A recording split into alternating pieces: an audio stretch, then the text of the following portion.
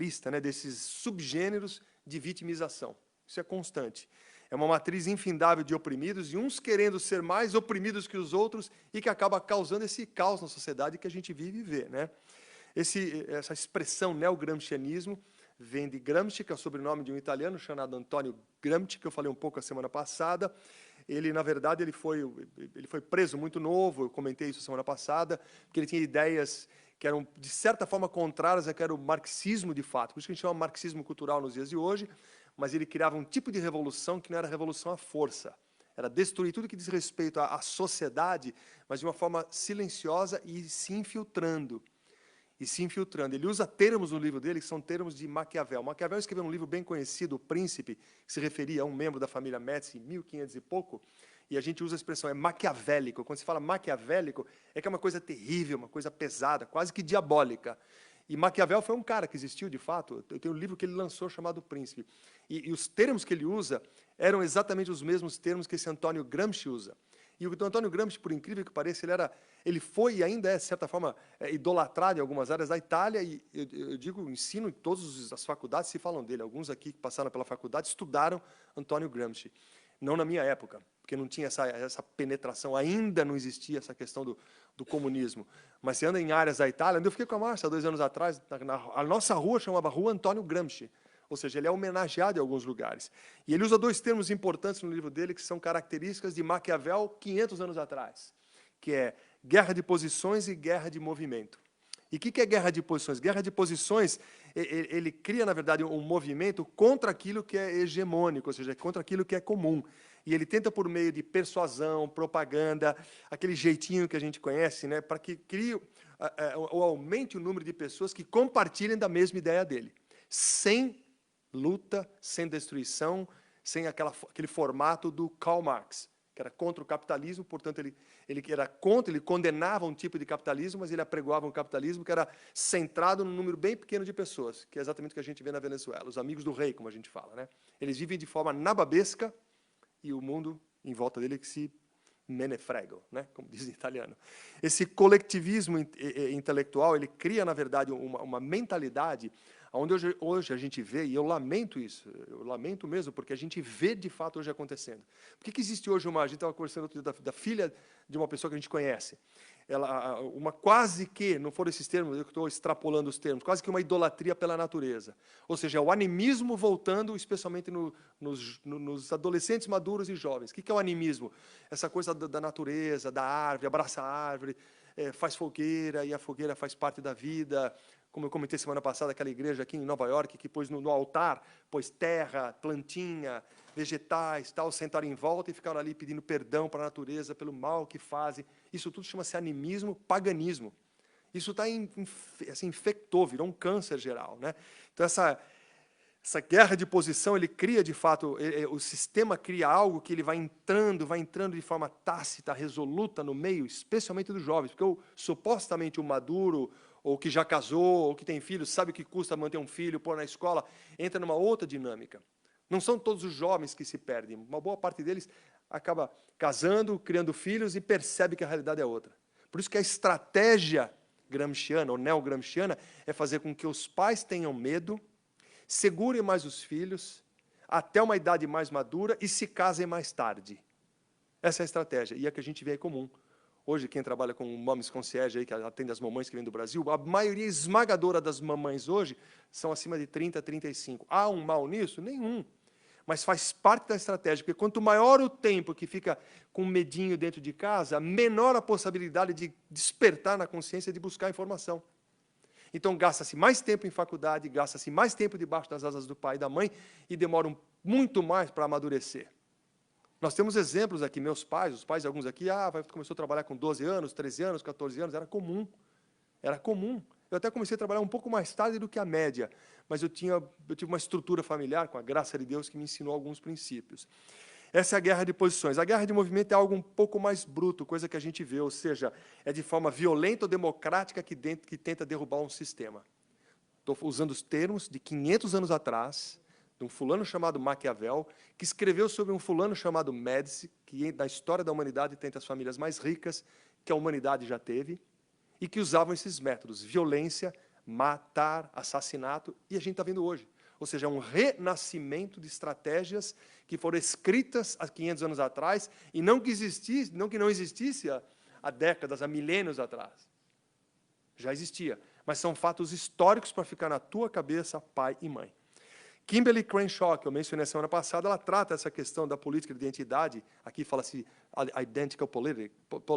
political identity, porque são termos que às vezes você leu no inglês e não vê em português, mas está infiltrado da mesma forma, em todas as línguas, em todas as nações. E ela aplaude, de fato, ela aplaude quando eu digo, ela vai a público e exalta essa questão da política de identidade, por trazer, né, os afro-americanos, os gays, as lésbicas e todos os grupos que eles chamam de oprimidos numa mesma comunidade. E creia, todos esses movimentos, por trás dele, tem famílias e grupos milionários. Todos eles. Eu vou dar só dois, que talvez você não tenha escutado. Já estou de Aspen, eu ia falar Aspen Collective, não, Aspen Institute, Emerson Collective. Emerson Collective, se você ler Emerson Collective, que vem do nome de Emerson, que foi um transcendentalista 150 anos, 120 anos atrás, quem fundou Emerson Collective? Uma das 5 mulheres mais ricas da face da Terra. Esposa do Steve Jobs. Conhece Steve Jobs? Apple? Pois é. A viúva Steve Jobs, uma loira, bonita. Ele morreu, no mesmo ano ela estava casada, com todo respeito, com um negro que foi prefeito de Washington, D.C. Porque ela tem nela essa instrução, que vinha do marido, né, que buscou a paz dele, a libertação dele, a salvação dele, que não conseguiu, ele morreu, no budismo, no hinduísmo, ou seja, ele fazia tudo menos crer em Deus. Um trilionário. A mulher dele é uma das 5 mulheres mais ricas da face da Terra e funciona dessa forma. Ela criou o Emerson Collective. Eu não vou mergulhar nisso, mas está por trás de todos esses movimentos. Uma das maiores doadoras do Black Lives Matter, que é dos maiores doadores das campanhas dos Far Left. Outro grupo, Aspen Institute. Foi fundado na época de 1950, 1955, um grupo de ricos. Quem conhece Aspen, já foi para Aspen, aqui em Colorado, um lugar de esqui que é só para high-end. High-end, hotel acima de $1.000 a diária. Ele fundou lá numa área bacana, chique, elegante e tal, aonde eles se reuniam, um grupo de ricos, para criar uma sociedade melhor. Existe até hoje, as reuniões existem até hoje, eles chamam pessoas que eles entendem que são influentes, como aquele Van Jones que eu mencionei na semana passada, como Barack Obama, como essa senhora que faleceu recentemente, foi várias vezes lá, ou seja, eles desenvolvem algo que, na visão deles de riqueza, o que é? Nós precisamos manter a nossa riqueza a qualquer custo. Sem mencionar outras, Fundação Ford, a Fundação Rockefeller, tantos outros que são milionários, que o foco é um só, como manter nossa riqueza. Não importa quem morra, como morra, façamos guerra, vamos destruir nações, vamos conquistar. Esse é o objetivo. O que está por trás são grupos muito ricos. E a gente, como pai e mãe, crentes que somos, a gente tem que estar muito atento, porque essas coisas são financiadas por quem tem dinheiro. Quantas vezes, nesses 6 meses que a gente tiver essa movimentação toda, não 6 meses, desde abril, maio, começou essa confusão, depois da morte do George Floyd, que a gente vê chegar, antes da movimentação, quem viu aquela cena, um case, literalmente, case não, era literalmente, como você vai em obra, você compra brick, chega ele num engradadinho. Antes de começar a manifestação, vocês viram essa cena, que chegava um engradado de tijolo? Aí era tijolada nos prédios, nos vidros. Agora, semana retrasada, encostou um caminhão da U-Haul, abriu, estava lotado já de placas pré-escritas do evento que eles estavam fazendo. Ou seja, é tudo elaborado e contado. A gente fala do livro de George Orwell. Eu lembro, alguns anos atrás, que eu assim, me interessei em ver algumas coisas parecidas com esse tema, e eu comentei aqui, mas já faz alguns anos. São 3 filmes que me chamaram a atenção ao longo da minha vida. Um deles chama-se Rollerball. E só vai conhecer Rollerball se não houve reedição dele, eu não sei se houve. Acho que eu e o Pestana e o Luiz Otávio, que Rollerball é um filme de 35, 40 anos, não, a gente não era nem casado, acho que uns 40 anos atrás. O que era o Rollerball? Era uma sociedade futura, eram ricos que dominavam todo o evento, e era a fascinação pelo esporte. E era um esporte que culminava em morte. Era um skate que eles tinham, corriam numa pista semi-oval, e tinha que conquistar um outro, não importa o desenho do esporte, mas era um esporte que culminava em morte. Aí teve um outro filme chamado Wall Street, que muitos conhecem, com Michael Douglas, que é um filme que envolve toda a maracutaia que existe em Wall Street, que é o que domina o mundo. E o outro é no James Bond, que chama-se Tomorrow Never Dies. Tomorrow Never Dies tem um personagem super importante lá, que, aliás, faz um trabalho exímio. Ele é o mal. Ele é o bandido no filme. Mas ele tem um trabalho que ele mexe com a mídia, e ele anda com teclado, assim, já faz tempo esse filme, mas ele anda com teclado, tal, rapidinho, ele fica preparando a notícia da manhã. Então, por exemplo, ele já prepara que alguém vai morrer, ele já está preparando a capa do jornal do dia seguinte, que é a morte que foi causada por causa... Ele já cria toda a notícia no dia seguinte. Aí depois ele provoca o que acontece, entre tantas outras coisas. E isso é o que a gente vê hoje. Ou seja, a antecipação dos fatos antes que eles aconteçam. E se a gente viver num mundo como bobinho, nós não podemos, porque essa questão da política de identidade, John Piper ele fala de forma muito simples e objetiva. John Piper, um pastor qual conhecemos e reconhecemos. Ele explica de onde vem a nossa identidade. Ele fala, embora características como raça e gênero não sejam apagadas quando uma pessoa se torna membro do reino de Deus, a nossa identidade como cristãos, ela é reconstruída em torno de Jesus. Se a tua permanece a mesma, talvez você ainda não tenha sido transformado. E cabe aqui um questionamento para nós. Se a minha característica ela não foi mudada, porque uma coisa é a característica, marca a nossa impressão digital, a íris dos nossos olhos. Outra é nosso caráter. O caráter é forjado ao longo da nossa vida. A nossa personalidade é uma. O bebezinho, quando nasce, ele faz a impressão do pezinho. Acho que ainda fazem, né? Não sei, fazem? Fazem do pezinho, né? Nem lembrar. É o pezinho. Faz a impressão do pezinho. Aquilo não vai mudar.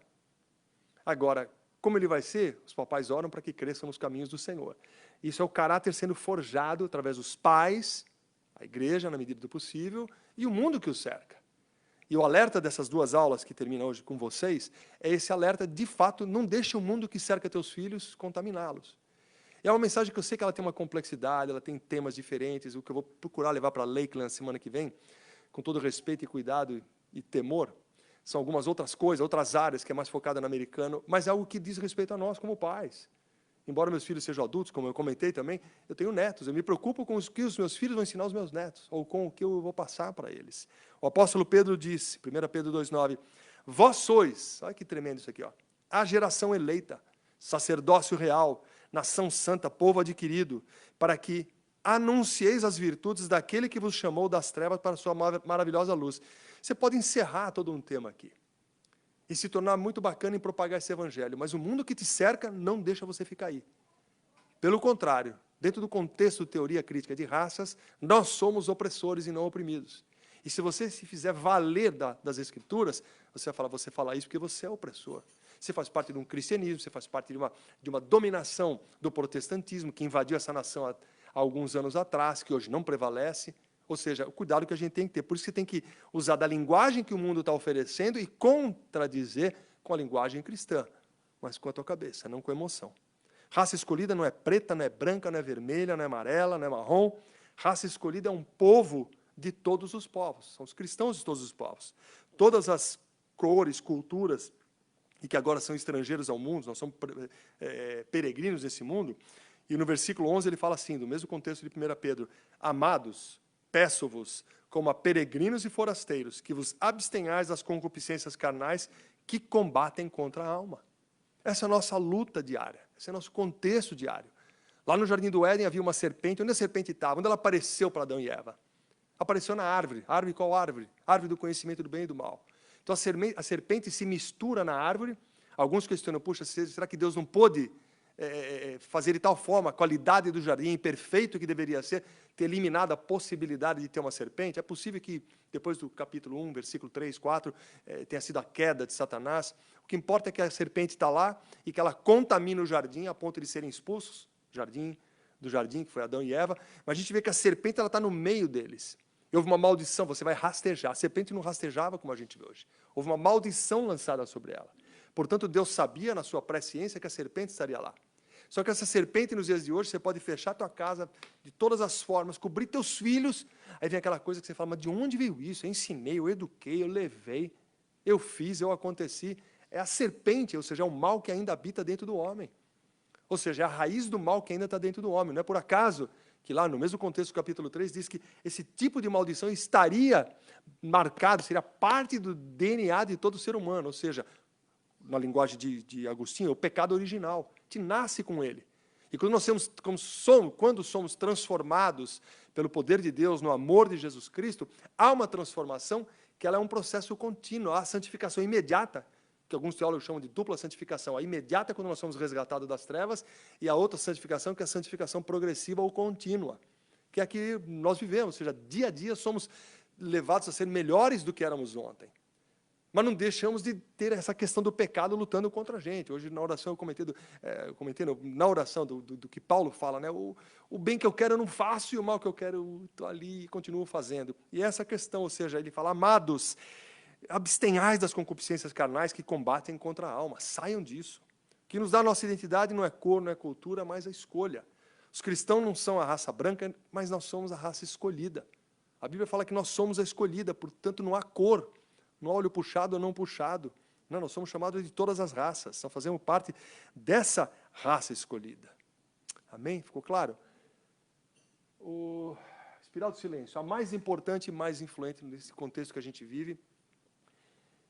A espiral do silêncio é uma teoria de ciência política e comunicação de massa proposta em 1977 pela alemã Elisabeth Noel Neumann. E nesse modelo, a opinião pública, a ideia central é que os indivíduos omitam sua opinião quando conflitantes com a opinião dominante, devido ao medo do isolamento, da crítica ou da zombaria. Eu vou discorrer nesse texto todo, né? Alexandre Solzhenitsyn, famoso escritor russo, ele tinha uma frase que ele falava, quanto menos você fala, mais você ouvirá. Ele era cristão, eu quero te explicar isso aqui, porque a Bíblia fala, melhor, o mais sábio é ouvir do que falar. Só que aqui o contexto dele diz dizer que quanto menos você fala, mais você ouve, você está mais suscetível a assimilar o que você está ouvindo. Mais suscetível. Eu não faço acepção de idades. Betinho, estou dizendo aqui, já saí do contexto Solzhenitsyn. O que eu quero dizer com isso? Quanto mais nós amadurecemos para a vida, mais a vida nos ensina, né? Aquela coisa, quando eu era jovem, quando eu estava na faculdade, quando eu estava lá no segundo ano de faculdade, que eu ia lá nas cachoeiras, lá perto de onde a Mabel foi criada, onde Pessana foi criado, em Guararema. Ia lá, segundo ano de faculdade, que delícia, que gostoso, no meio da aula, cabulava, ia lá. Era tão bom, era tudo muito legal. Se você viver desse passado, era tudo muito bacana. E quando eu era criança, com a mamãe, com o papai, a gente fazia piquenique na praia, tudo lindo. Aí se casa, você vai, eu lembro que eu comecei a fazer conta. A minha conta inicial era, será que eu vou conseguir fazer a feira de casa? Quanto custa, mamãe, fazer uma feira? Custa tanto. Puxa vida. E o sofá? A Márcia estava trabalhando, então a gente combinou antes de casar. Você comprou o sofá parcelado, né? E eu paguei a lua de mel parcelado. Fomos lá para... Onde a gente foi? Para Aracaju, não, Maceió, nós fomos para o Jatiuca. O Jatiuca em Maceió, que era um hotel maravilhoso na época, hoje eu não sei como é que está. Paguei a... Jatiuca para hotel. A gente foi para lá, paguei a prestação, tudo sonho, tudo legal, mas era tudo contadinho, né? Não deixa de ser contadinho, né? A gente não está nababescamente. Mas eu já estou com 64, já paguei um preço em muitas coisas. Mas a vida muda e a vida te ensina. A vida te ensina. E às vezes te ensina na pancada, né? E essa questão do isolamento, de deixar separado, você concordar com a opinião de todos, isso a gente vê muito a gente ouve e vê. A gente vê em todas as idades. Hoje a gente começa a ver, às vezes, a historinha das crianças. Né? Eu estava na escola, zombaram de mim porque eu era, sei lá, porque eu era gordinho, porque eu era cabelo assim, porque eu era cabelo assado, porque eu tinha cabelo curto, porque eu tinha cabelo comprido, né? O famoso bullying. Isso é comum. Só que dentro do contexto esse comportamento da teoria do silêncio, ela veio, por isso chama a espiral do silêncio, que é um movimento que cresce em espiral, né? Ou seja, a expressão clara é quanto menor o grupo que assume abertamente uma opinião divergente, maior o ônus social de você expressar. O que significa isso? Eu penso azul, a maioria pensa vermelho, eu penso meio rosa, próximo ao vermelho, e você pensa ao azul, porque você tem medo de ser isolado, e você acaba entrando. Rosa não. Rosa para o vermelho, assim, tal. Assim, vermelhinho. Um galo cinza, Mas interessante que essa mulher aí, preocupada, e olha só como veio esse estudo, a teoria do silêncio, e como a gente vive hoje, né?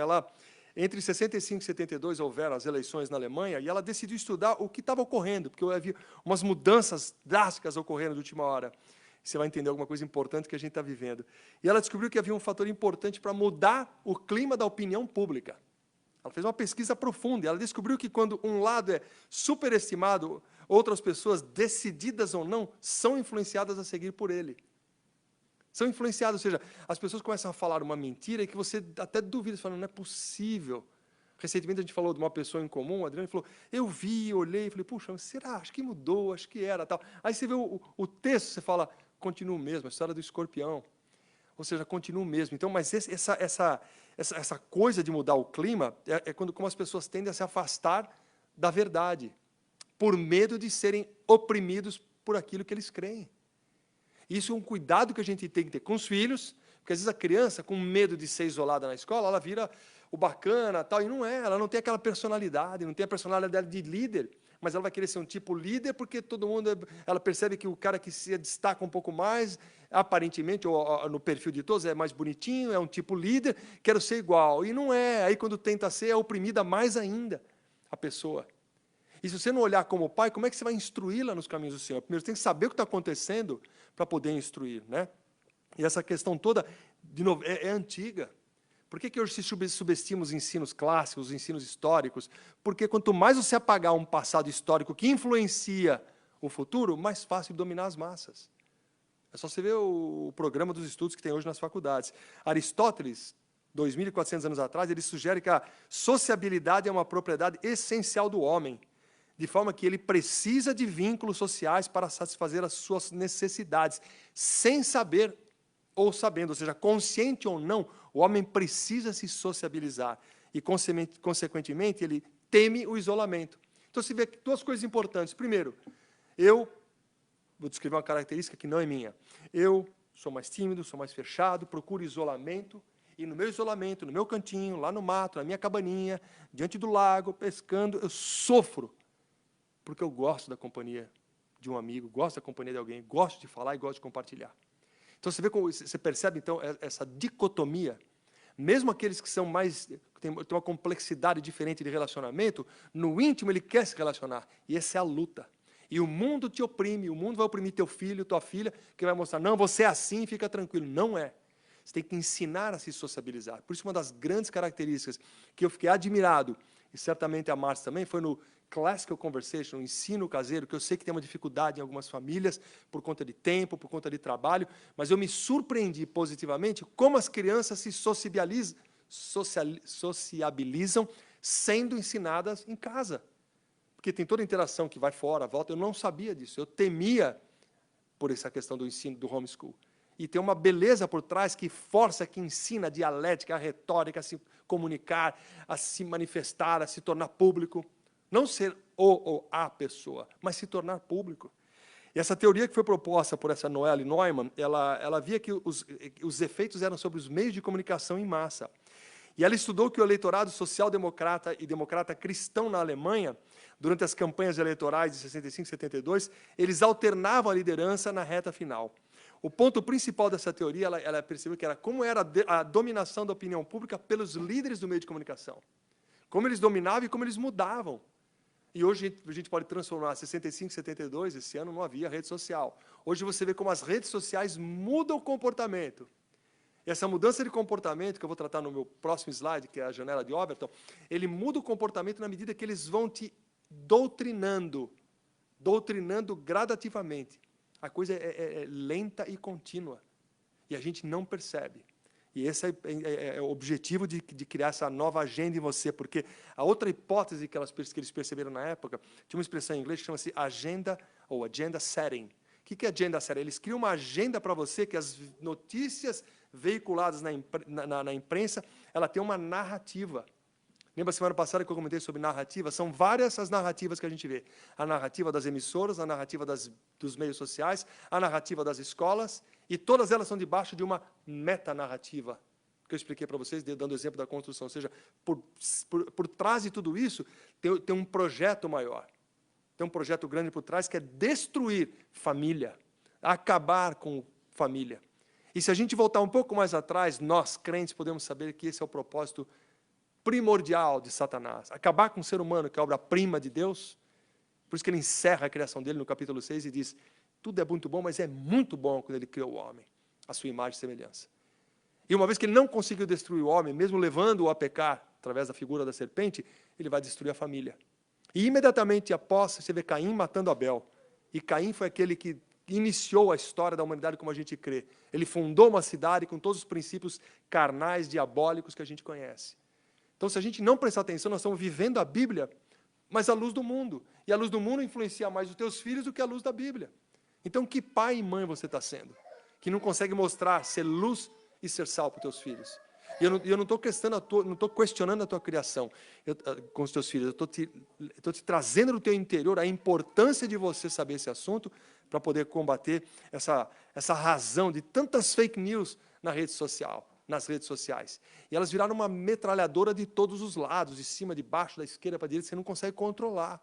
Eu não consigo controlar, eu não consigo fazer. E não adianta, porque a hora que você fechar teu quarto, teu filho num quarto, eliminar toda a possibilidade de acesso ao mundo exterior, tirar o telefone dele, lá dentro daquele quarto, tem um personagemzinho chamado filho ou filha, que dentro dele tem a figura da serpente, põe a mão nas minhas palavras, a figura da serpente, que é o mal que está dentro de nós, constantemente sendo tratados. Ou seja, a serpente não é por acaso que ela está envolta na árvore, é porque a árvore significa o ser humano. O que a maldição da serpente foi? Rastejarás e comerás o pó. De onde veio o homem? Do pó. Para onde ele vai voltar? Para o pó. O que Satanás, qual a maldição da serpente? Comerás o quê? O pó. Portanto, a maldição lançada para a serpente é comer o pó. Mas, crentes que somos, entendendo a teologia que a gente prega, aqueles que estão fadados a um destino eterno do inferno serão parte desse pó, que serão tragados pela serpente e lançados no mesmo lago de fogo. Mas aqueles que são eleitos de Deus por critério divino, por soberania divina, não serão. Mas, enquanto vivos, nós cremos na nossa salvação, mas eu não sei quais os eleitos de Deus. Cabe a nós ensinar. A tua oração para o teu filho, enquanto ele está no processo de crescimento, até ser apresentado, ou seja, ele tomar a decisão pelo nosso Senhor Jesus Cristo e Salvador, é que você ensine ele nos caminhos do Senhor. E essa é a tua luta como pai e como mãe. Essa é a tua luta. E essa teoria, né, usada, que a gente fala, o agenda setting, ela vem sendo continuamente testada. Desde que essa senhora, Noel, ela criou esse sistema de pesquisa, até hoje vem. E ela percebeu que essa comunicação, ela, de fato, ela determina a pauta pública. Por mais que você queira falar a verdade, ela determina a pauta pública, de ambos os lados, tiroteio é contínuo. Uns mentem mais, outros mentem menos, mas todos mentem, nenhum é do Senhor. Por isso que quando nós somos levados às urnas, você não vai votar num pastor ou no Messias. Você vota, às vezes, no menos mal, ou no menos pior, ou no, como é que fala? Lesser of two evils, né? O menor dos dois males. O menos pior, né, que a gente fala. E esse exemplo que a gente vê por aí é o caos, nessa ostensiva cobertura de crimes, como eu falei há um pouco tempo atrás. Ou seja, quando você vê essa ostensiva massificação de crimes, é para poder liquidar a tua mente. Porque quando você vê uma manifestação que acaba em destruição, é para poder culpar ou responsabilizar alguém. Mas quando você vê uma manifestação pacífica e de tranquilidade, não se culpa ninguém. Quando você vê um LeBron James, que é um trilhardário, vendido 100% para os chineses, claramente falando, porque a China declarou, o maior movimento do NBA é lá, 8 bilhões de dólares. Aí mostra ele de uma forma tão irônica. Eles vão lá, põe a camiseta lá, BLM, e nós vamos ajoelhar no hino nacional. É a coisa mais ridícula que tem. Eles ajoelham e põem uma almofadinha, vocês viram? Observe, eles põem uma almofadinha. Eu vi ontem um humorista, que é difícil acontecer isso nos dias de hoje. Difícil você satirizar alguém com trejeitos, né? E ontem ele falou assim, eles vão se manifestar, mas quando põe a almofadinha... ele falou assim, por favor, põe a almofadinha para não machucar meu joelhinho. Então é assim, ele tem na conta dele 100 milhões de dólares por dia, porque encanta, como eu falei no início, uma massa que eles estão querendo trazer de novo esporte para liquidar o teu domingo, liquidar o domingo da manhã dos filhos, fazer com que as mamães saiam domingo de manhã para fazer o jogo de futebol, para fazer o futebol americano ou o soccer brasileiro. É no domingo de manhã, não é mais no sábado. É no domingo de manhã. É no domingo de manhã que tem os esportes, é no domingo à tarde que tem os esportes, para acabar com o sábado cristão que a gente entende. Aí vem denominações ou seitas que dizem que o domingo é, na verdade, o 666, que a Bíblia ensina em Apocalipse, como a gente comentou outro dia, não sei com alguém aqui. Então a gente tem que tomar cuidado, porque o mundo está engolindo o povo de Deus. Como eu falo constantemente, a igreja de Cristo vai bem, obrigado, a igreja universal, a igreja invisível vai bem, muito obrigado. Mas nós ainda somos humanos, nós não viramos anjo ainda, nós não morremos. E enquanto aqui eu tenho que ficar atento. E essa influência que tem da mídia social, a aculturar, aquela teoria que a televisão no passado propunha, ela estabelece um padrão de veiculação de imagem, de prática e crença. E é uma coisa terrível. Você não consegue lutar contra. Mas qual é o objetivo? A visão é dos acionistas. Isso dá dinheiro? Dá. Põe? Não faz mal. Mas escuta, aquela passeata lá foi tão mais tranquila e tinha 10 vezes mais de pessoas. Não importa. Não importa. Põe aquela ali que está dando sucesso, está dando ibope. Olha lá quantos views, quantos reviews e quantos comentários estão tendo. É ali que vai. que importa são os acionistas, o que importa é a economia, é o dinheiro. O que importa é o dinheiro, e isso que vira essa confusão toda, né? Esse fenômeno psicossocial causado, como ela dizia, da ignorância pluralística, caracterizada pela percepção errada do que se pensa que é o pensamento da maioria. É comum você falar, não, mas está todo mundo, o mundo está parado, o mundo parou, todo mundo está indo para as ruas. Não, é uma minoria, é uma minoria muito pequena. Tem um estudioso aqui, psicólogo americano, chama-se Daniel Katz, ele falou, um exemplo dessa ignorância pluralística foi a segregação, tema atual, né? A segregação racial dos Estados Unidos na década de 60, onde indivíduos que não necessariamente concordavam com os termos impostos aos cidadãos negros americanos, eles seguiam a opinião por acreditarem ser a maioria, com medo da exclusão social que serve de base o quê? Para a explicação da espiral do silêncio.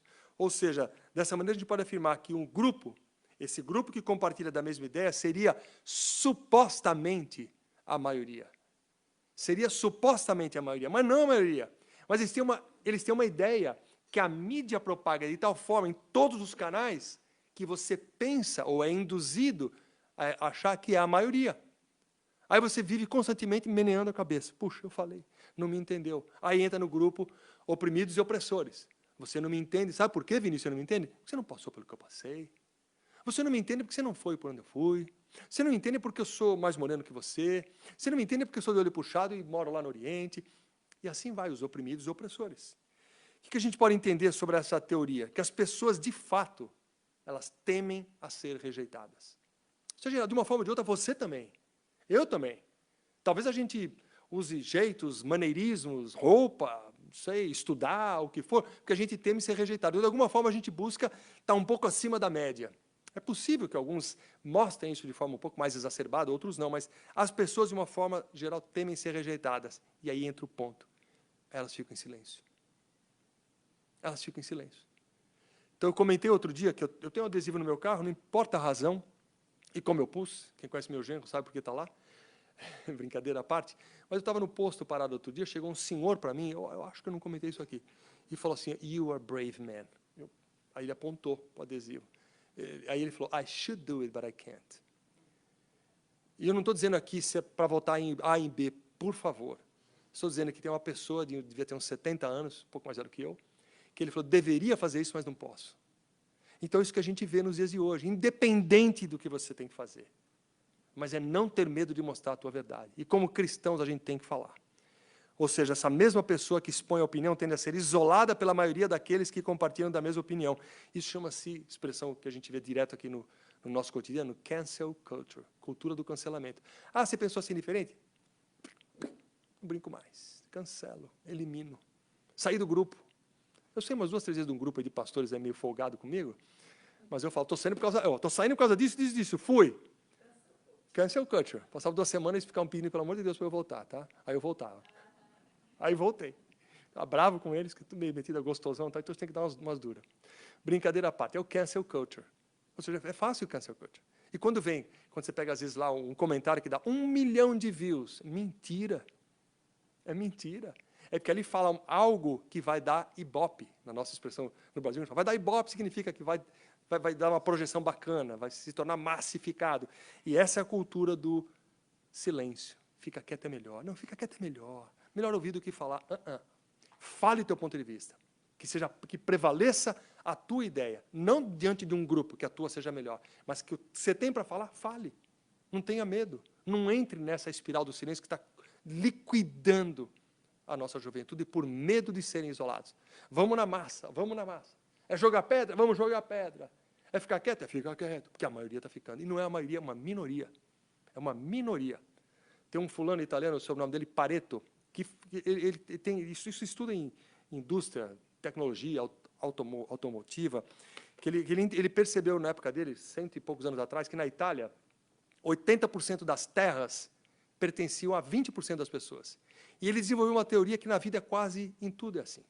Então, por exemplo, vamos fazer um levantamento. Nós precisamos de $100 mil para liquidar nosso mortgage. Vamos fazer uma chamada para toda a igreja. $100 mil. De repente, a gente levanta os $100 mil. Os $100 mil virão de 20% dos 100% da igreja. E assim é o cotidiano. Ou seja, 20% fala muito mais do que o restante. E na teoria de Pareto é o que acontece, uma minoria faz um barulho maior do que a grande maioria. Só que nessa teoria da espiral do silêncio, que já tem 50 anos de estudo e hoje se aproveita muito disso, vocês ouviram falar o que é o contexto das políticas, da briga da política no Twitter, no Facebook, em tudo que é lugar. Semana que vem vai ter outro hearing aqui no Senado do Google, a Apple, o Twitter, toda essa turma que faz a mesma coisa, que eles sabem como o mecanismo. A máquina de fazer dinheiro dessas empresas, quando a gente vê aquelas maquininhas, sabe em Las Vegas, tem aquelas maquininhas que você puxa assim, cai moedinhas de 25 centavos? A maquininha desses caras, eles puxam na manivela, são 10 mil dólares, 10 mil dólares, 10 mil dólares por segundo. Ou seja, é muito dinheiro que envolve essa turma. Da noite para o dia você vê que uma Apple, que uma Google vale 1 trilhão e não sei quanto. É dinheiro que não se conta, que não se contabiliza. É o PIB, ou o GDP de países. E manipulam você e manipulam a mim, se a gente não prestar atenção. Se a gente não prestar atenção. A pergunta clássica é, você, estou te perguntando para você agora, em algum momento da sua vida deixou de expor o que pensa em uma reunião para evitar que seja isolado por um determinado grupo? Ou seja, em algum momento da tua vida, numa reunião, na reunião das mulheres, na reunião dos homens, ou num outro contexto, deixou de falar por medo de ser isolado? Não porque você não quer, porque você, não estou afim de falar. Mas por medo, não, eu não vou falar porque minha opinião é diferente. Se você pensou assim, saiba, você está debaixo dessa teoria do silêncio. E isso tende a o quê? Começa pequenininho, tende a aumentar. Você vai achar que é melhor ficar quieto do que falar. Você está envolto nisso tudo. Slide 8, mais um pouquinho eu acabo. A janela de Overton, também conhecida como janela do discurso, descreve a gama de ideias toleradas num discurso público. Como é fácil manipular as massas. Como é fácil manipular as massas. Joseph Overton, um cara que, algumas décadas atrás, ele era presidente do Centro de Políticas Públicas do Mackinac, em Michigan. Mackinac, se você clicar Mackinac, ele é mais para equilibrado, conservador, não tem nada de política. Né? É um instrumento de pesquisa que está disponível para todos aqui. Ele afirmou que essa viabilidade política de uma ideia ela depende principalmente dela cair dentro dessa janela, ao invés das preferências individuais dos políticos, no contexto da economia. Esse contexto, eu vou explicar para você, você vai entender. Janela de Overton, você nunca vai esquecer, nunca mais vai ler, nunca mais vai esquecer. O conceito ele demonstra, por exemplo, que as posições que a gente tem ou que a gente toma, elas são aceitáveis numa sociedade dependendo do momento que você está. Então, vou te dar um exemplo daqui a pouquinho. Esse conceito que ele chama de oportunidade, na verdade. A janela de Overton é um conceito de oportunidade. E ele descreve porque ele pode ser, literalmente, extrapolado para qualquer fenômeno. Na política, na questão de sexo, em qualquer área. Ou seja, e quando você percebe que ela é fácil de se implementar, cai logo no início da aula hoje, que eu retomei o que eu falei na aula passada, que é o Orwellian, né? Ou seja, a sociedade orwelliana. Se vê a importância de um livro, importância, às vezes, de uma pessoa, para a gente sacar o que está acontecendo. Né? Esses livros de James Bond não enganam ninguém. É gostoso ver, é divertido, mas eles sabem tudo o que está acontecendo. Sabe que a CIA é o que a gente ouve, a FBI, ninguém te protege, não. O que manda aqui é grana. E, de certa forma, é fácil de se implementar em quem? Numa sociedade doutrinada, numa sociedade ignorante. Ignorante no sentido da palavra, que ignora fatos. Se você ignora fatos, você está suscetível a ser enganado. Tá? Ou seja, essa liberdade de expressão, ela, na verdade, ela se torna o quê? Desumana. Porque você é condicionado a isso. Diante dos nossos olhos, tem um processo que vai se eliminando todos os procedimentos, ou todos os critérios que uma sociedade tem para se proteger do quê? Da autodestruição. Em linhas gerais, se a gente pudesse traduzir hoje o que está acontecendo de uma forma geral, pondo de lado um pouco o contexto bíblico, e eu vou pôr ele em alguns segundos de volta, é que a sociedade está num processo de autodestruição. Não é verdade? Autodestruição. Está se acabando. Olha o mundo da pornografia, olha o mundo do sexo livre, olha o mundo das drogas, que não acaba. Olha o mundo dessa destruição de um brigando com o outro, partido brigando com o outro, nessa nação, em outras nações. No contexto bíblico, a Bíblia fala não vai mudar. Porque vai culminar na volta de Cristo. Jesus Cristo não vai consertar o mundo. Não vai fazer o mal bem e o bem mal. Ele não vem consertar o mundo. Ele vem fazer um mundo novo. Nós vamos viver numa nova cidade, que chama-se Nova Jerusalém, que vem dos céus. Então nós não vamos viver num mundo chamado planetinha Terra. Nós vamos viver na Nova Jerusalém.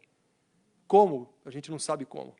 A Bíblia descreve lá que é um quadrilátero perfeito, que é como se fosse umas, sei lá, 1.500 milhas. 1.500 milhas de altura, 1.500 milhas de profundidade, 1.500 milhas de largura. Ou seja, é um cubo.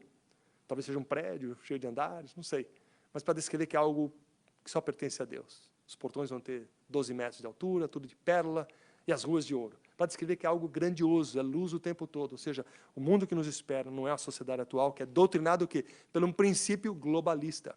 Muito bonito, anos atrás, quando falava do globalismo, tudo integrado, né? Hoje é um novo dia de um novo tempo. Lembra a Rede Globo, no final do ano, que cantava aquela musiquinha? A gente achava lindo, o mundo é Globo, Rede Globo, tudo bacana. É uma mentira. É uma mentira. É um mundo pagão que vai para uma autodestruição. Na janela de oportunidades a qual esse homem, Joseph Overton, ensina, ele é um processo absolutamente idêntico e as raízes em Antônio Gramsci, ou o novo gramscianismo. É de forma leve, tranquila, e a sociedade não percebe. Não percebe. Quando eu escrevo para você, você fala, puxa, é verdade. Não percebe, e quando se dá conta, ela está imersa num novo sistema de moral e ética. E o resultado dessa eficácia desses filósofos, pensadores corrompidos, e a inércia daqueles que se acomodam na zona de conforto. Eu estou chacoalhando você, pai e mãe. Sair da inércia da zona de conforto. Então, eu vou te dar 5 frases aqui. O que é a janela de Overton? Do impensável, ou seja, que você nunca imaginou, do impensável ao radical. Portanto, que era proibido. Segundo ponto, do radical ao aceitável. Proibido com ressalvas. Do aceitável ao sensível, neutro. Do sensível ao popular, permitido com ressalvas. E, por fim, o lado político dos legisladores, permitido livremente. Simples. Casamento gay, por exemplo. Um exemplo bem prático e real. Se alinharmos essas posições a respeito desse tema, a gente vai ter algo assim. Casamento gay, num passado não tão distante, nos temas que eu falei para você, ele era o quê? Proibido. É proibido. Singapura, hoje, século XXI, ano 2020, em Singapura, gay, lésbica, vão preso. Vão preso. Então, anos atrás, nesse país, em vários países, esse tema chamado casamento gay era o quê? Proibido. Era proibido. Depois que aconteceu? A discussão veio à tona, começou a ser proibido, ou melhor, continuou sendo proibido, porém com ressalvas. Não, peraí, não é bem assim. Se a gente entendeu, ou seja, com ressalvas. Passou um tempo, não, eu sou neutro. Não, neutro. Ou seja, neutralizou o que era proibido. Passa um tempo, ou seja, a janela de Overton está aqui, né? Proibido com ressalvas, neutro, permitido com ressalvas, permitido, liberal. Isso imagina como uma janelinha. Alguém já teve aquele... A gente usa para as crianças, às vezes, que você tem vários escritos, aí você pega um papelzinho, um A4, abre uma janelinha, põe assim, ó, aí você lê o que você quer dentro da janelinha, não quer? Você move para cima, move para baixo. Então, essa janelinha de Overton é exatamente isso. Move para cima, olha, para cima ou para baixo. Por isso que não importa o tema. Você pode usar esse estudo de qualquer forma. Então, quando você pega essa janela de Overton, ela esteve vários anos no que era proibido. A sociedade não podia tolerar, o exemplo que eu dei, né? O casamento gay, ou seja, era intolerável. Não tem conversa, não existe. Mas com a constante observação, exposição dos argumentos pró-gays, aonde?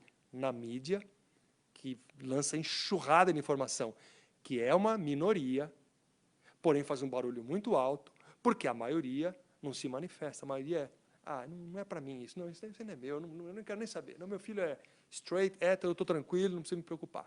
Então, uma minoria faz um barulho muito grande que se torna a maioria. E aqueles que, por medo de se tornarem minoria, entre aspas, né, porque não é, isolados, falam, não, tudo bem ser gay, tudo bem, não tem erro. Então, com a constante exposição dos argumentos pró-gays na mídia, a janela foi se deslocando do que era proibido para o proibido, mas, sabe, está tranquilo, é aceitável com ressalvas. Depois vai para o neutro, até chegar onde está hoje, que é permitido livremente. E, para piorar a janela de Overton, ela cai no que eu chamo de desgraça total. Porque, como se não bastasse, se a pessoa quer ser gay, e tornando claro que o nosso ensino está aqui aberto, quer ser gay, quer ser lésbica, whatever, sua opção. Agora, não faça da minha vida o inferno que você queira fazer da tua. Porque quando você quer causar um inferno na vida dos outros, é quando você quer impor a tua ideologia na vida do outro. Então, não tem problema nenhum você, tua ideologia, teu princípio, tua crença, deixa eu viver a minha. Se porventura eu for luz para você e te mostrar um caminho diferente, estou dizendo se é melhor ou pior, muito bem. Caso contrário, vive. Paulo, repetindo o que eu falei no início, ele não fala para você se isolar do mundo, senão a gente tem que ser eliminado do mundo. Nós vamos conviver com todo tipo de gente, no ambiente de trabalho, no dia a dia. Porém, eu tenho que saber que essa engenharia social, ela é literalmente um ato de influenciar as pessoas, especialmente os que estão enfraquecidos na fé e na ignorância dos fatos, para que ela execute ações que não sejam necessariamente aquela que ela quer, do seu interesse. E assim, esses temas polêmicos, eles acabam se lidando de uma forma totalmente errônea. Desarmamento, aborto, identidade de gêneros, aquecimento global, tudo isso é uma engenharia social de esquerda, ou de direita, ou de centro, mas é para te manipular. E se, porventura, você piscar o olho, você está sendo manipulado. Ou seja, é muito rápido, você não percebe. Margaret Sanger, talvez alguns de vocês já tenham lido, porque ela tem a ver com o Planned Parenthood, ou seja, aquela gigante clínica de abortos que tem em tudo que é lugar desse país. Melhor, corrigindo, ela não tem em tudo que é lugar desse país. Maciçamente, ela está em lugar de zonas pobres e onde tem negros. Ou seja, ela pratica explicitamente a eugenia. Sabe o que é eugenia? Matar com princípio, ou seja, matar para diminuir o número de pessoas na face da Terra. Essa Margaret Sanger era uma ativista sexual, não podia deixar de ser, né? E que promovia explicitamente, se você buscar Margaret Sanger eugenics em inglês, você vê que ela promovia e era apoiado isso, para reduzir o número de pessoas na face da Terra. Tem uma outra área aqui que não vou fazer parte do tema, mas como famílias ricas, Rockefeller chegou nas faculdades e falaram, dessas 20 que tem hoje aqui, nós vamos eliminar 15 e vamos manter 5, porque essas aqui têm que fechar. E eles introduziram uma estrutura de ensino onde eles eliminaram as faculdades que tinham negros estudando. É uma coisa doida, mas real. Voltando ao nosso tema. Ela foi precursora do Planned Parenthood, e esse é um exemplo clássico da mudança de janela de Overton. Essa mulher, Margaret Sanger, ela viajou inúmeras vezes para a Europa, no início do século XX, 1900 e pouco, e ela se encontrava com uma tal de Simone de Beauvoir. Se você não conhece, ou você conhece, ela é uma das esposas de Jean-Paul Sartre. Ela era tão pervertida que ela falava que o marido dela era o amante dela, porque ela tinha outros homens. Ela tinha outros homens. Ela era pervertida e ela era protagonista de uma expressão que chama-se second sex, naquela época, e ela era uma ativista feminista. Ou seja, resumir o que é a clínica de aborto que existe hoje. Percebe que o engano vai? E quantos não falam, não, mas é bom o aborto, é bacana, porque especialmente a massa intelectualizada dos jovens, lamentavelmente, ela está muito oprimida por isso tudo, e ele se sente o mais liberto de todos, dono da razão. Você não presta, você não sabe nada. Eu que sei porque eu vivo nisso. E esse é o mundo que a gente vive. Tem uma escola, chama-se Dartmouth, acho que eu comentei até na reunião dos homens. Ela foi fundada com o princípio de ser uma escola missionária nesse país. Tanto é que o moto dela, ou seja, o lema deles era uma voz clamando no deserto. Conhece esse versículo? Presbítero Celso.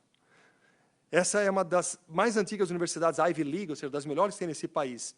E quando você vai lá no site dela hoje, vai lá na tua casa, Dartmouth, D-A-R-T-M-O-U-T-H, clica lá e vai na parte de residência, ou seja, se você quiser morar na faculdade. Na parte de residência, que é mais pervertido o que ele fala. Ele fala, aqui na nossa faculdade a gente proporciona um ambiente de convivência acolhedor e a todas as identidades de gênero, não limitado pelo tradicional binário de gênero, que é masculino e feminino. Sabe que o binário é XY, homem e mulher. Ou seja, nós não estamos aqui apegados ao tradicional. Venham todos para morar na residência, ou seja, uma perversão total numa faculdade criada 250 anos atrás, com princípio missionário, enviava missionários e treinava missionários. Essa é a perversão. Ou seja, é uma coisa tremenda, porque eu gostei de pegar esse dado aqui, e essa faculdade, olha só o preparo dela e quão importante ela foi. Dessa faculdade saíram 170 membros do Senado americano, 24 governadores dos Estados Unidos, 10 ex-alunos bilionários, 10 secretários de gabinete, 3 laureados com o Prêmio Nobel, 2 juízes da Suprema Corte e um vice-presidente. Ou seja, não é fraca, ela é boa pra caramba. Ou seja, ela prepara líderes com cabeça, só que totalmente no que é focado, no que a gente chama de identidade de gêneros. A aula não tem muito mais, mas eu vou dar uma matada aqui numa área que era interessante, mas eu quero pular um pouquinho, senão acho que a gente vai vazar muito. É que a teoria crítica que a gente estudou, ela é uma religião pagã. E como eu falei, por trás dela tem todo um aspecto de milionários. Você pega, eu falei das fundações, Aspen Institute, falei da Emerson Collective, sem mencionar Open Society, de George Soros, que financia abertamente, literalmente. E tem uma frase que eu gosto de Arthur Sproul, que até tem uma caneca dele, e eu ouvi, porque eu estava presente quando ele fez um evento Ligonir anual aqui, foi aqui na First Baptist, e eu estava nesse evento, quando fizeram uma pergunta tão tola para ele, numa plateia de quase 4.000 pessoas, né, de todos supostamente cristãos, mas não era para pastores, era o Ligonir anual que tem. E fizeram a pergunta, e aquele jeitão clássico dele, bem tranquilo, pega o microfone, Ele não viu quem era, porque a pergunta foi lida lá na frente. Mas quando ele vira, ele está virando para a pessoa que quer crescer. Ele fala, what's wrong with you? Ele fala, o que tem de errado com você? O que tem de errado com você para perguntar uma coisa dessa? E descreve a resposta de uma forma exemplar. E ficou famoso isso, faz uns 5 anos. Tem até as brincadeiras com ele, né? Então, eu pergunto para mim mesmo, e você deve fazer essa pergunta, what's wrong with you? O que tem de errado com você? Que às vezes quer essa coisa e não ficar atento para essa narrativa que está acontecendo. Você, na verdade, eu acho assim, você pessoa, né? Eu estou dizendo, a gente tem que entender que a gente não vive uma ficção. Embora eu mencionei no início do nosso estudo lá atrás, e hoje eu repeti, George Orwell escreveu um livro que menciona uma ficção, 70 anos depois estaria acontecendo, e a gente vive ela. E a gente trata de fatos que estão acontecendo e sendo implementados na América, literalmente. Olha o que Platão dizia. Platão dizia, tempos estranhos esses que nós vivemos, quando velhos e jovens são ensinados na escola da falsidade e o único homem que se atreve a dizer a verdade é chamado de louco e insensato. Platão já dizia isso, ou seja, o mal é inerente ao homem há séculos, desde a queda. Conclusão. Vamos nos comprometer a ouvir atentamente aqueles com quem nós discordamos. Não podemos nos render ao crescente tribalismo de nossa cultura, igreja, recuando para nossas próprias zonas de conforto ou recusando-nos a nos engajar com críticas fundamentais. Ou seja, a gente fala em marxismo cultural, desconstrucionismo, politicamente correto, relativismo moral, tudo isso, e trazendo à tona a importância que a gente deve dar, especialmente nesse mundo, nessa época que a gente vive, que não dá mais importância à literatura clássica, que é algo que eu vou mencionar um pouco mais lá para o povo de Lakeland, que tem mais a ver do que a gente, mas é importante a gente, de fato, estar preocupado e nos comprometer, de fato, a ouvir atentamente aqueles com quem nós discordamos. Nós não podemos nos render a esse tribalismo, essa loucura toda que está aí, recuando para as nossas zonas de conforto. Roger Scruton é um filósofo que ele faleceu em janeiro. Eu gosto muito, tenho quase, pelo menos 70% dos livros dele, tem uns 10 livros dele, e ele é um filósofo, não é cristão, ele é anglicano. Desculpa, deixa eu corrigir. Ele é um cristão anglicano. Eu associei o nosso presbiterianismo à teologia reformada. Ele é um cristão anglicano, ele morreu, ele teve uma pegada muito boa de vida, mexeu com muita gente, mas o que eu achei bacana é no último discurso dele, ele em 6 meses morreu de câncer. E em setembro de 2019, ou seja, o ano passado, foi o último discurso dele, quando ele estava recebendo um prêmio, inclusive aqui, ele é inglês, né? Aqui na América. E ele encerra com essas palavras. Ele fala assim, ele morreu com 74 anos.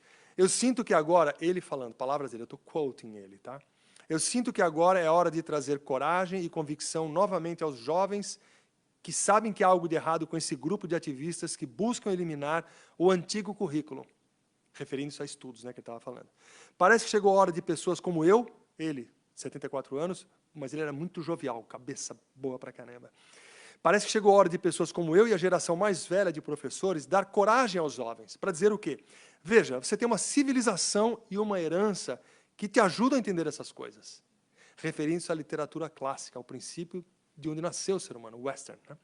Dar lugar ao ativismo desse tipo, ativismo que exclui domínios inteiros do conhecimento humano, não está fazendo um favor a si mesmo, ele se referindo à plateia jovem. Não está trazendo para você as coisas que você realmente precisa no mundo em que vai progredir. O que você precisa fazer é entrar em diálogo do que é de fato a civilização. Tente entender a condição humana em toda a sua complexidade. E quando as pessoas tentarem radicalizar e politizar o currículo e o que é ensinado e pensado nas universidades, você não precisa concordar com isso. Ele não menciona, mas eu menciono a espiral do silêncio. Você não precisa concordar, discorde. Mas você tem que ter base para discordar. Por isso cabe a você, pai e mãe, ensinar. Você pode até rir deles, ele fala. Na verdade, ele fala que bacana, ainda é legalmente permitido, já vislumbrando algo que pode ser proibido algum dia, né? Ainda é legalmente permitido rir de pessoas em nosso país e em nossa civilização. Afinal, a comédia é um dos grandes presentes da civilização. E depende de você, eu acho, exercitá-lo. Então, na minha mensagem final, é que não devemos desesperar com a civilização ocidental, que existe um ódio pelo Ocidente e uma inclinação para adorar tudo que é o oriental, ao zen budismo, ao animismo, como eu falei. Só que nós devemos ter o cuidado, estou terminando o quoting dele ainda, tá? Só que devemos ter cuidado de reconhecer que nós não estamos falando de uma coisa estreita e mesquinha chamada Ocidente. Nós estamos falando de uma coisa aberta e generosa e criativa chamada civilização. Ou seja, o Oriente e o Ocidente. Civilização. Encerrei o quote dele, já estou caminhando para o final.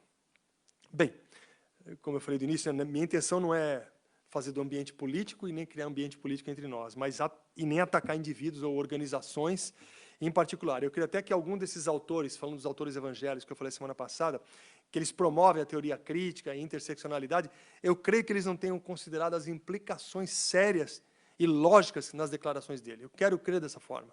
E esse conflito que eles estão tendo, é um conflito que eles estão tendo porque eles estão dentro, e hoje, na aula de hoje eu falo, eles estão dentro da espiral do silêncio.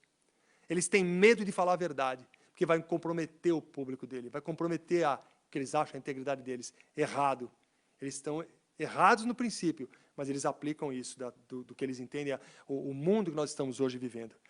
E dessa forma, nós não podemos deixar de reconhecer os perigos, como a gente aprendeu semana passada e hoje, da teoria crítica e da interseccionalidade, ou o quanto elas estão sendo introduzidas nas igrejas, eu não falo mais das escolas. São ideologias extremamente perigosas e profundamente antibíblicas. Por outro lado, a gente não deve descartar qualquer discussão sobre racismo, sexismo, questões sociais, marxismo cultural, a gente não deve vacilar com isso. E essas conversas que nós precisamos ter, põe um negrito aqui para mim, precisamos ter, e eu quero te encorajar, não desencorajar, caso, pois, você, agora é sério que eu vou te falar, se você optar em ficar distante desse assunto, você vai estar fazendo parte do que eu escrevi no post de ontem do WhatsApp e termino falando do socialista funcional. É para você se questionar em casa. Se você se aquietar, se você não quiser falar, não é melhor não falar. Deixa o Betinho falar que ele gosta disso. Ninguém falou isso, tá? Eu estou conjecturando. Ele gosta desse assunto, deixa ele falar. E se tiver que alguém falar, Betinho, vem aqui. Não. Eu estou te encorajando a você aprender. Porque se você não se ligar nisso, você faz parte, oficialmente, de o que chama-se socialismo funcional. Socialismo funcional, me perdoa a expressão, você é um ignorante do coletivo, que ignora fatos. Só que no texto que eu li chama imbecil coletivo. Imbecil é mais pesado, mas quer dizer a mesma coisa, ignorante, ignorar fatos. Portanto, se você optar em ficar fora dessa discussão, você faz parte de um socialista funcional. Fica quietinho que tá bom, ou seja, você não... Feia essa expressão, né? Mas cheira nem fede. Ou seja, você não presta para nada, é feio. Eu estou te cutucando porque é feio mesmo. É sempre fácil encontrar pessoas de ambos os lados que levantam essas preocupações com espírito de autojustificação e tal, mas não importa, tome sua posição. As Escrituras, agora você gosta, né? As Escrituras nos mostram um caminho melhor. Porque Pedro nos fala, olha a importância de você não ser um socialista funcional. Pedro fala, estar sempre preparado para responder com mansidão e temor a qualquer que vos pedir a razão da esperança que é em vós. O que está implícito aqui? O que está na tua vida, o que você vive. Aqui a pergunta não é, por que eu sou crente? Não, não. Você vai passar que você é crente nos teus princípios, na tua conversa e na tua resposta. Porque se você não participar, ou se abster dos diálogos, você não está mostrando que você é crente. Jesus não fugiu de conversa. Paulo não fugiu de conversa. Ah, mas Jesus era Jesus, Paulo era Paulo, ok. Pedro era Pedro, Felipe era Felipe. Isaías era Isaías. Você é você, Mário é Mário, Vinícius é Vinícius, Adriano, Heber, todos nós, eu sou eu. Então, esteja preparado. Então, saiba do que você está fazendo. E Paulo fala, aqui é para fechar com chave de ouro. Não, ainda não, tem mais um pouquinho só. Paulo afirma em Romanos 12:2, não vos conformeis. Esse versículo é clássico. Não vos conformeis com este mundo, mas transformai-vos pela renovação do vosso entendimento para que experimenteis qual seja a boa, agradável e perfeita vontade de Deus. Como é que você não se conforma com o mundo? Sabendo como o mundo é. Eu não preciso saber de todas as mentiras que tem no mundo. Eu não preciso conhecer todas as religiões falsas do mundo. Eu preciso conhecer o Deus que eu sirvo, o Deus que eu entendo, o Deus que eu sei que é o Criador e Salvador. Mas eu tenho que saber o mundo que eu vivo, o contexto que eu vivo. Paulo, em Atos 17, quando ele foi lá confrontar os filósofos de Atenas, ele sabia o que estava falando. E ele nos exorta a mesma coisa. Oh, vocês têm 1000 ídolos, mas tem um ali, que vocês não puseram o nome com medo de não honrar. Eu tenho o nome dele. Você tem, Paulo? Tenho. Jeová. Pode pôr lá. Tenha medo não. Tem Jeová nos teus 1000? Não tem. Bota lá Jeová. Talvez tenha escrito lá Jeová, na Mars Hill. Colocaram lá. Diante da morte iminente do rei Uzias, no capítulo 6 de Isaías, é interessante a gente ver. Isaías, por 5 capítulos, ele lança profecias, sem ter tido chamado ainda. É o presbítero Celso pregando, sem ter sido chamado pastor ainda. É parecido, né? Mas o chamado de Uzias, de Isaías, é pesado, hein?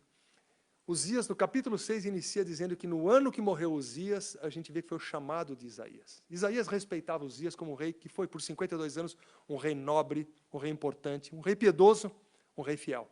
Porém, ele teve um deslizezinho de querer entrar no templo e sacrificar de forma errada, coisa que era atribuição dos sacerdotes. E por conta disso, os sacerdotes foram a público e falaram, opa, peraí, aqui não. Você é um rei legal, você está sendo um bom juiz entre nós, mas aqui quem manda somos nós. Então os sacerdotes não deixaram ele entrar. Mas Isaías, ele viu isso tudo acontecendo e a gente percebe que com essa reação dos sacerdotes, houve um juízo de Deus ao rei Uzias. Ele foi infestado de lepra e foi assim até morrer. Mas ele não deixou de ser um rei piedoso, um rei bom e um rei justo. Ou seja, Uzias por 52 anos foi um rei muito bom, um dos melhores que teve na história de Israel. Mas ele foi penalizado por conta da tentativa de profanar o templo. Isaías, vendo isso, ele se sentiu oprimido, porque ele tinha carinho e amor por esse rei. Mas no mesmo ano que o rei morre, ele é chamado. Deus chama ele. Só que é interessante que a gente vê que ele chama e ele estava totalmente desamparado. Foi desamparado com a morte do rei. Mas ele tem uma visão bárbara. No capítulo 6 fala, e ele viu... Faz uma gentileza, Adriano, está com a tua Bíblia do lado?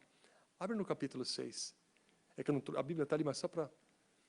Vamos ver a voz do pastor lendo os primeiros versículos do capítulo 6. Por gentileza, Adriano. Isaías 6.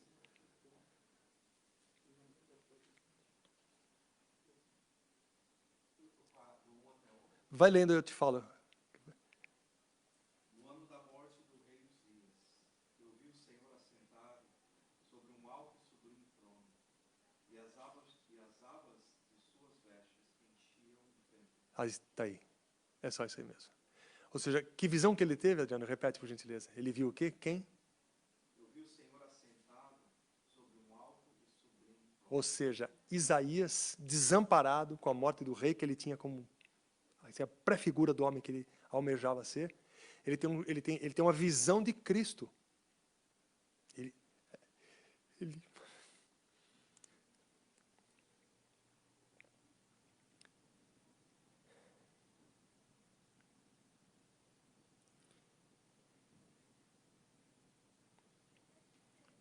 Faltam três linhas.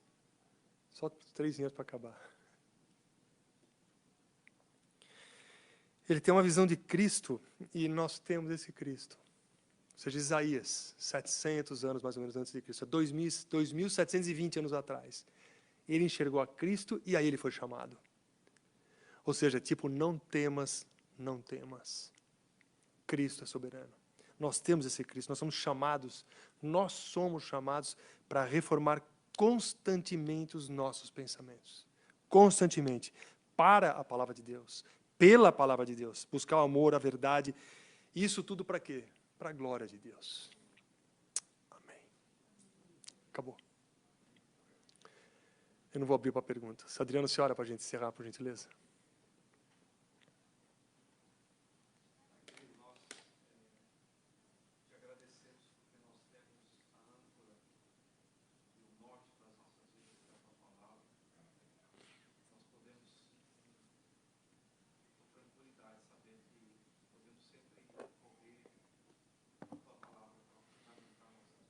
Amém.